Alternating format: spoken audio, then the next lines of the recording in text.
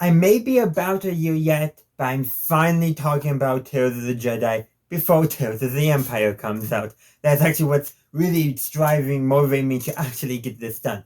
So today I'm going to be talking about, well, episode 1, Life and Death. And basically, we see Ahsoka's early days, We see not her birth, but right after birth, her naming and all that, the community coming together to celebrate her birth. And then, of course, then the episode picks up where her mother is taking her on a hunt. I guess it's tradition that the community do when the newborn's about a year old, because that's what the dialogue implies. Anyhow, the entire purpose is to teach the toddler now, Ahsoka, about life and death, and that death is a part of life. And then, of course, so it's a hunt. So they're also teaching her to, only take what they need. So that happens. But then Ahsoka and her mother are attacked by basically a big angry cat. I mean, it kind of design-wise evokes a little bit of a saber-toothed tiger, but a little more yellow than orange, and at least how we would normally think of those creatures. But anyhow, basically a big cat. That's what it boils down to. I'm surprised Dave Filoni didn't go with a wolf. I'm just saying. Though maybe some wolf inspiration, but definitely more cat-like than wolf-like. But anyhow, Ahsoka rescues herself from the big cat because the creature takes her, but she connects with the Force, tames the creature, and the creature brings her back to her village. And then one of the village elders recognizes that Ahsoka is Force sensitive, though she says that Ahsoka is Jedi.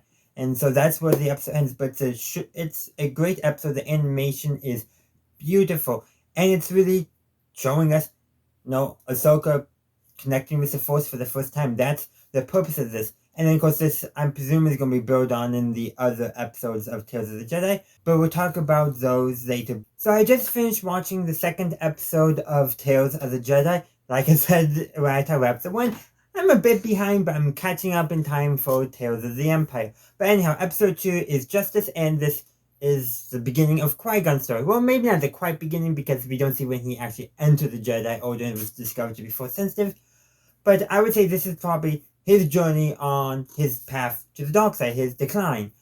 Though you can definitely tell, it starts with good intentions.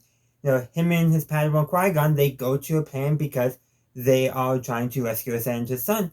But Qui-Gon, he's not just going to go just rescue, he's going to try to understand the situation. He quickly identifies that everyone in the village was involved in kidnapping, abducting the senator's son, and quickly identifies the reason why.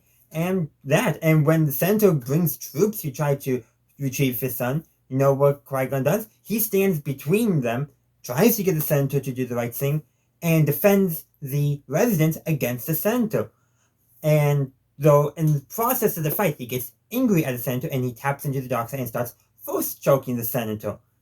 And only through some quick thinking by Qui-Gon to basically to free the senator's son of his restraints. And by the way, the senator's son is totally sympathetic with the people because he didn't realize how bad things were for them. And so Qui-Gon's quick thinking allowed the senator's son to appeal to appeal to Dooku and get him to stop force choking the senator. And Qui-Gon does wonder if any good will come of this all. And there's some good points there. The senator's probably going to be kind of stuck in his ways. One of the villagers did comment that probably initially the senator was looking out for them and all that, but he wasn't anymore. And the senator's son definitely seems like he's identified the problem and either may push his father or maybe even try to do things himself. But at the same time, you do wonder, once he gets the taste of power, if he tries to do the right thing, gets into politics to try to help the people, could he go down the same path his father did? And that might provide a nice, interesting counterexample to Count Dooku. But we just have to wait and see for future episodes how they address that. But that's all I got for you today. I would love to hear your thoughts on Justice in the comment section down below. I'm halfway done catching up on Tales of the Jedi before Tales of the Empire comes out. So with this video, I want to talk about the third episode, Choices. So this is another Dooku episode, and this brings him to the planet of Axis alongside Mace Windu, and basically, Mace Windu, he wants to do things what we're told. Retrieve the body of the Jedi that was killed and take it back to Coruscant for proper burial. Meanwhile, Windu is like, I want to investigate what's going on and come down and understand what was going on.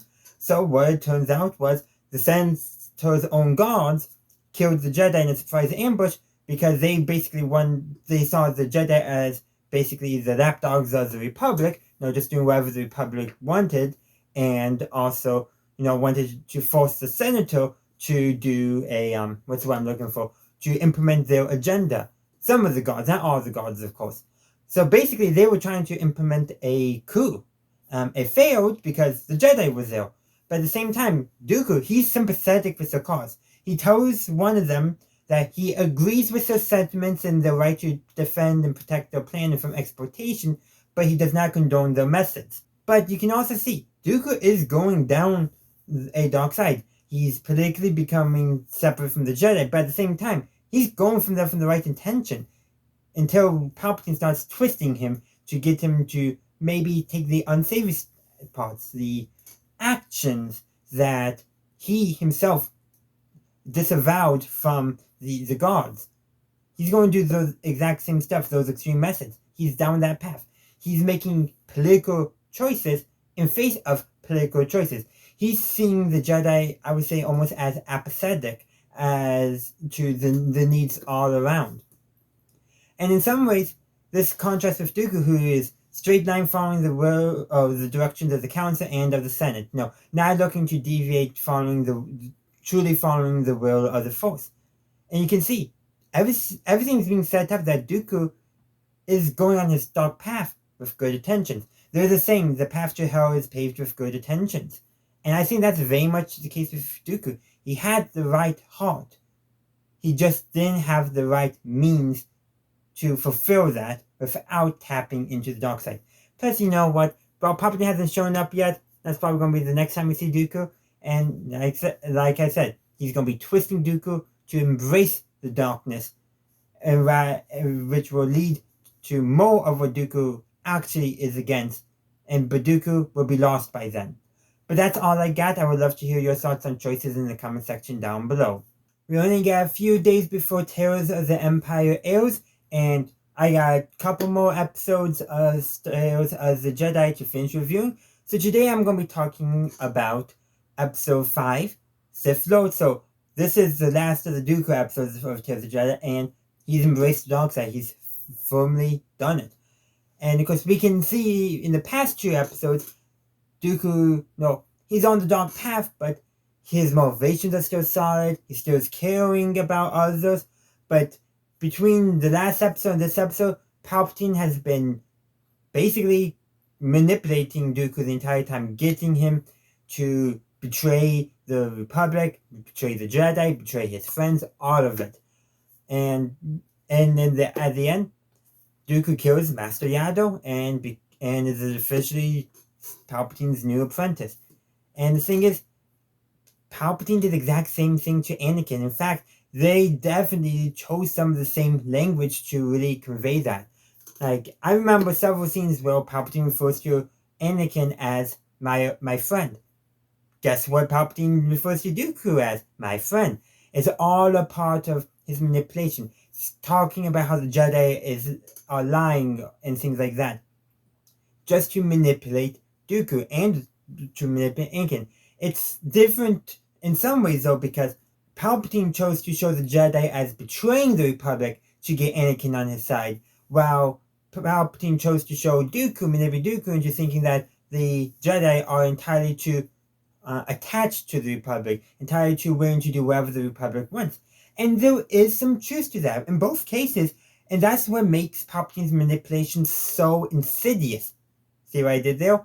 It's because he locks onto one corner of truth that represents maybe a small fraction of the reality, but he makes that into the big picture, even though it's not, to get those who he wants to do what he wants them to do, to violate their own principles, their own guidances, and all that. And they fall down to the dark path, to the dark side. It's so insidious, but it's also brilliant. It's disgusting, of course, morally. It's evil, the dark side, but it's so brilliant how it's portrayed, how it's done. It's, from a storytelling perspective, as a tragedy, it is brilliant. But that's just what I got to say. I would love to hear your thoughts in the comment section down below. So we're getting even closer to Tales of the Empire, and I'm almost finished catching up with Tales of the Jedi. Today I'm going to be talking about episode 5, Practice Makes Perfect, and this brings us back to Ahsoka and basically some of her training under Anakin. Specifically, a training that really does end up helping her during Order 66, and we actually saw this before this even aired way back when Season 7 of Star Wars The Clone Wars was airing with the Siege of Mandalore arc. And you know what? It is amazing seeing how she improved on this over and over again, this one drill.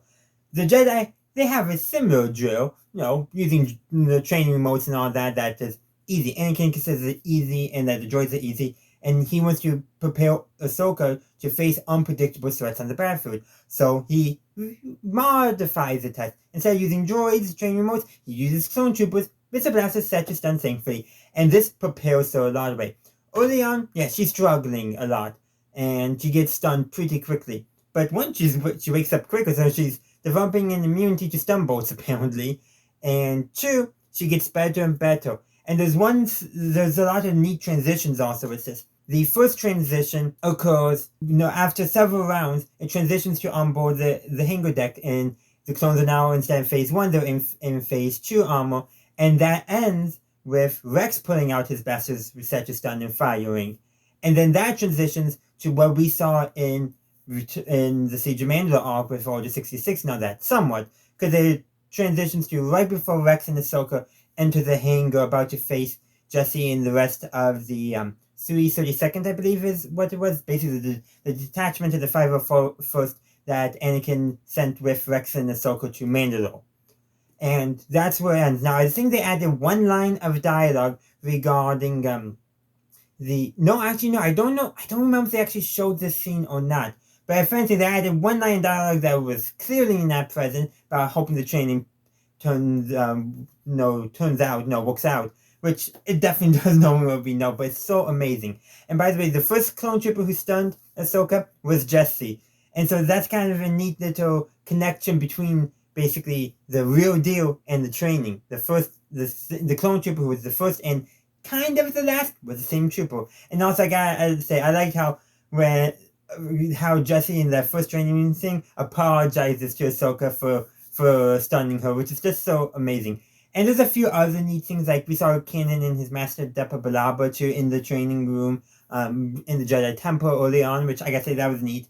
No, it's just neat to see. We also got a young Anakin. I gotta say, this is probably the youngest Anakin has ever looked in the Clone Wars. I would say he even looks younger than he actually looked in Attack of the Clones. They're getting, I think, much better at realistically showing ages for many of our characters in Star Wars animation. The early Ahsoka looks younger than she did in the Clone Wars movie as well. Like, truly looks like a 13-year-old teenage girl, rather than maybe a 15-year-old. They're getting much better at that in some regards. And there's many other cool, neat stuff I can mention, such as, Obi-Wan having more of the mullet that he had in Attack of the Clones, which he did have actually in the Clone Wars movie, so I guess he grew it out before he cut it back off again. I don't know, but that's all I got. I want to hear your thoughts in the comment section down below, and I'll see you tomorrow for the next episode and the last episode of Tales of the Jedi. So I'm finally caught up with Tales of the Jedi just in time for Tales of the Empire. Well, after a big compilation, of course. But anyhow, let's talk about episode 6, Resolve. This is the final Ahsoka episode, and I got to say, it's amazing. It begins up with her visiting Padme's funeral on Naboo, and of course, Bail Organa spots her there, gives her a communication device, also tells her that he'll be there for her if she needs any help. And of course, he hides that through senatorial language because some clone shock trooper guards stop him. And so they show that, whatever, he's being a senator. But we know, the audience, and Ahsoka knows that message is directed to her. Well, anyhow, Ahsoka, though, doesn't take him up on help right away. She finds herself a small farming planet to hide on, integrates with the community, adopts the name Asha to hide a bit better rather than be called Ahsoka.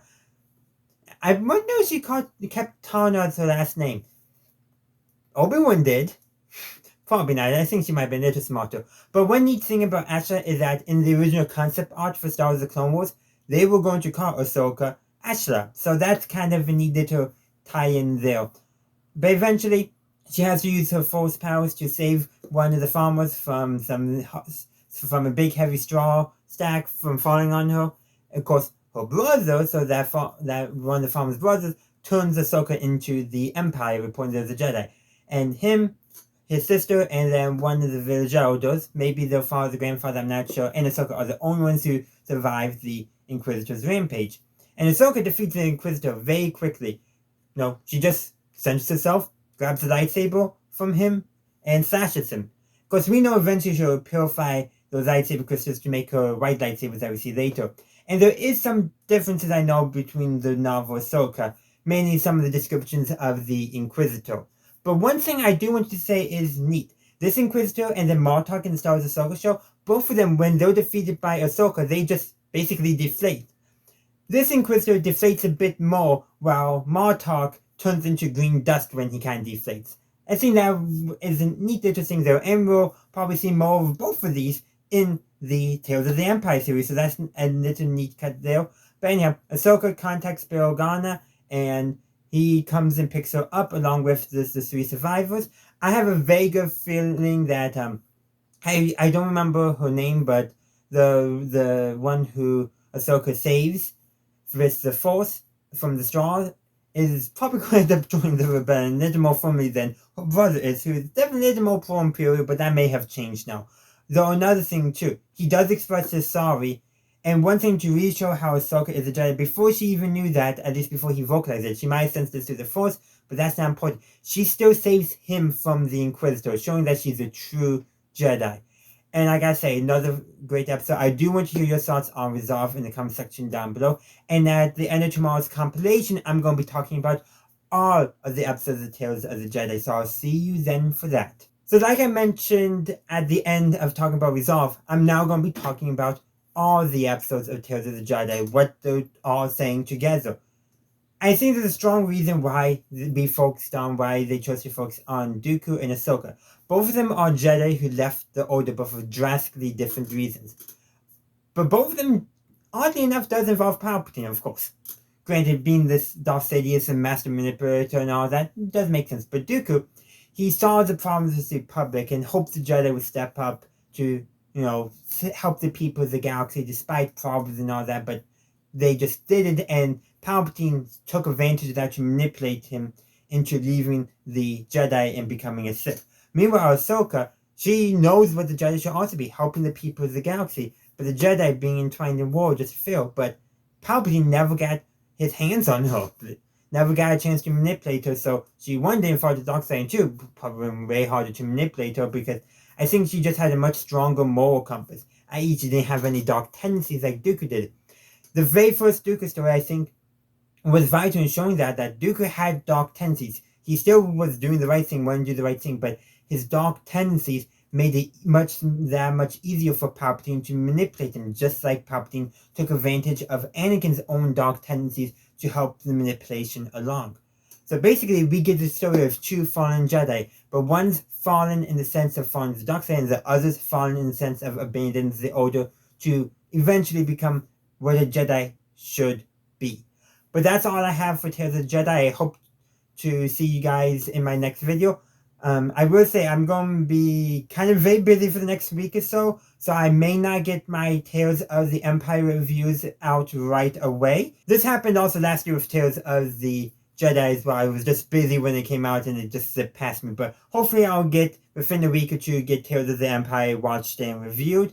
But in the meantime, I do want to hear your thoughts about Tales of the Jedi. And no matter what, I'll still probably be chatting on Discord about Tales of the Empire, even if I don't get a actual video review made. So just stay tuned for that. But in the meantime, thanks for watching. Thank you for watching my video. I do hope you enjoyed it. If you did, please be sure to give this video a like and share. Also, consider subscribing to my channel to stay up to date on all my latest content. You can also stay up to date on my content by following me on social media. I have a link tree down in the description which has all my social media links on it. Additionally, if you would like to support the channel, you can become a channel member and get early access to all my videos. In the meantime, thank you for watching, and as always, have a good day, a good night, wherever you are. May the Force be with you always.